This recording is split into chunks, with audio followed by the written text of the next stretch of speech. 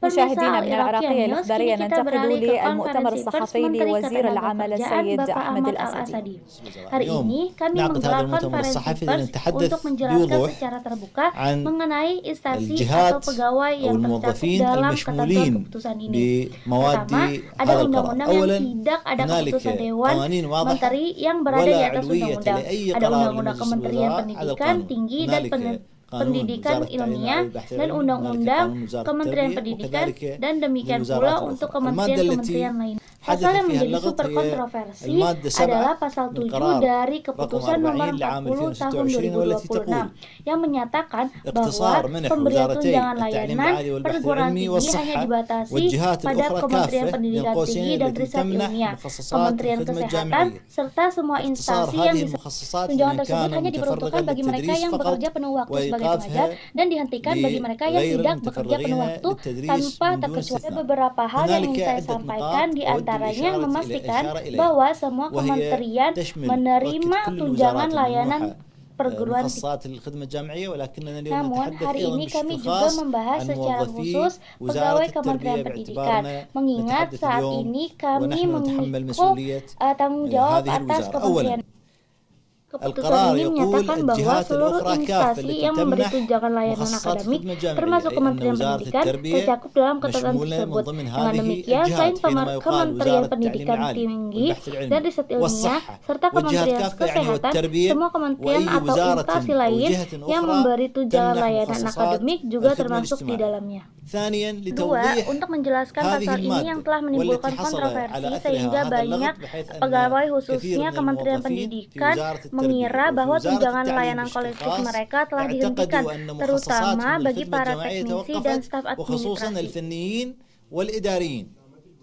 Penjelasan tersebut menyatakan bahwa ketentuan dalam paragraf 7 Keputusan Dewan Menteri Nomor 40 Tahun 2026 terbatas pada pencairan alokasi dana layanan perguruan tinggi untuk Kementerian Pendidikan dan Riset Ilmiah, Kementerian Kesehatan, serta instansi lain sebagaimana telah saya sampaikan kepada Anda, di antaranya Kementerian Pendidikan. Yang tercantum dalam paragraf tersebut merupakan penerapan yang tepat atas ketentuan dalam pasal 7 Undang-Undang Pelayanan Perguruan Tinggi Nomor 23 Tahun 2008. Fakultas dan universitas biasa menerbitkan surat keputusan administratif mengenai mahasiswa yang pada awal tahun akademik. Surat keputusan ini biasanya diterbitkan oleh pihak yang bertanggung jawab atas pelaksanaannya.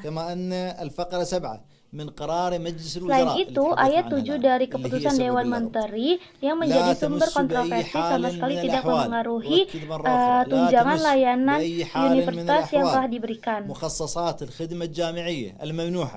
Staf administrasi sebesar 75% dan untuk staf teknis sebesar 100% dengan Undang-Undang Nomor 8 yaitu Undang-Undang Kepegawaian Perguruan Tinggi, karena tunjangan ini sesuai dengan ketentuan ayat pertama dan kedua pasal 14 Undang-Undang Kepegawaian Perguruan Tinggi. Karena itu, apa yang tercantum dalam keputusan Dewan Menteri tidak dapat dianggap sebagaimana amandemen terhadap ketentuan hukum yang tercantum dalam Undang-Undang Pelayanan Perguruan Tinggi yang masih berlaku. Oleh karena itu, kami memberikan klarifikasi ini terkait pegawai Kementerian Pendidikan yang diatur oleh Undang-Undang Kementerian tersebut. Pendidikan mencakup mereka yang mengabdikan diri sepenuhnya untuk mengajar dan mereka yang mengabdikan diri dari sepenuhnya untuk penelitian. Dengan kata lain, keduanya tercakup dalam undang-undang ini, yaitu Undang-Undang Nomor 23 tentang Pelayanan Perguruan Tinggi tahun 2008. Karena Undang-Undang Kementerian Pendidikan dan Pengajaran khususnya pasal 27 menegaskan bahwa seluruh ketentuan yang berlaku bagi Kementerian Pendidikan. Oleh karena itu, kami meyakinkan para pegawai di Kementerian Pendidikan, Kementerian Pendidikan Tinggi dan Riset Ilmiah, serta kementerian lain yang berhak menerima tunjangan layanan perguruan tinggi. Penegasan ini perlu disampaikan karena masih banyak kesalahpahaman, terutama di lingkungan Kementerian Pendidikan Tinggi dan Riset Ilmiah. Kami tegaskan bahwa keputusan ini tidak menghapus hak tunjangan layanan perguruan tinggi bagi seluruh pihak yang selama ini berhak menerimanya. Dua, semua keputusan yang telah diambil berlaku untuk periode setelah 2 Januari 2026, yaitu setiap orang yang memperoleh ijazah atau cuti akademik dan kemudian memperoleh ijazah atau telah memperoleh persetujuan yang melanjutkan studi sebelum tanggal tersebut, yaitu sebelum 21 Januari 2020. Ijazah akan diperhitungkan, sedangkan bagi mereka yang memperoleh persetujuan cuti akademik atau pembebasan akademik setelah 2 Januari 2026 2026, hal tersebut tidak diperhitungkan. Sertifikat ini tidak akan dihitungkan baginya baik untuk keperluasan sertifikat ini tidak akan diperhitungkan baginya baik untuk keperluasan masa kerja maupun kenaikan gaji sesuai dengan keputusan ini, yang merupakan keputusan regulasi terkait penghematan pengeluaran akibat krisis keuangan yang disebabkan oleh penurunan harga minyak serta masalah-masalah lain yang mungkin sudah diketahui oleh banyak di antara kalian. Masalah-masalah yang baru saja saya sebutkan ini bertujuan untuk menyampaikan pesan kepada semua rekan-rekan kami yang bekerja di Kementerian Pendidikan dan Kementerian Pendidikan Tinggi dan Riset Ilmiah. Yang terlihat hari ini dan kemarin saya menerima video dan foto terutama dari gerbang beberapa universitas seperti Universitas Al-Nahrain dan Universitas Baghdad.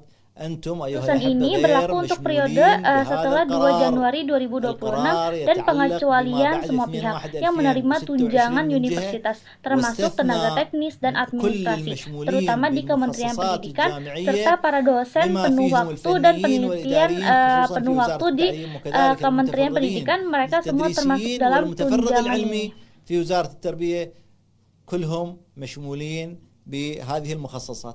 Pembayaran gaji yang telah selama 2 hari terakhir ini disebabkan oleh fakta bahwa Kementerian Pendidikan dan Kementerian Pengajaran telah mengirim daftar gaji ke Kementerian Keuangan. Namun Kementerian Keuangan belum memberi tanggapan. Hari ini saya menanyakan hal ini kepada Ibu Menteri Keuangan dan beliau memberitahu saya dengan jelas setelah menerbitkan surat edaran yang telah dikirimkan kepada semua kementerian. Surat edaran ini meminta agar setiap dinas keuangan di kementerian tersebut, baik di bidang pendidikan maupun di bidang lain, memastikan bahwa surat tersebut sejak awal merujuk pada keputusan nomor 40.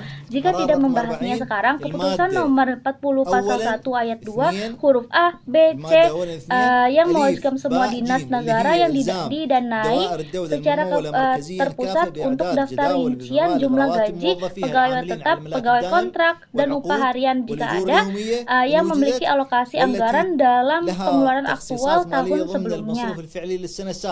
Masalah ini murni masalah teknis. Tidak ada penangguhan gaji akibat keputusan terkait alokasi dana untuk layanan universitas, melainkan ini murni masalah administratif antara dinas keuangan pusat dan keuangan mandiri di semua kementerian, serta antara kementerian keuangan. Hari ini kami telah menangani masalah ini beberapa menit sebelum saya datang ke hadapan Anda. Sebagai Menteri Pendidikan dan Wakil Menteri, kami telah bertemu dengan Bapak Direktur Jenderal Keuangan yang menerima arahan, dan sekarang mereka mulai menyusun surat kepada Kementerian Keuangan yang memuat rincian yang diminta.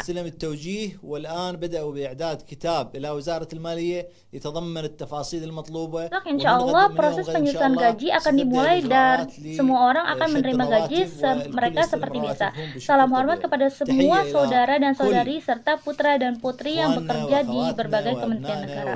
Dan tentu saja khusus untuk putra putri saudara dan saudara kita yang bekerja di sini yang telah mengikuti konferensi pers تابعتم هذا المؤتمر الصحفي لوزير العمل والشؤون الاجتماعية ووزير التربية وكالة أحمد الأسدي.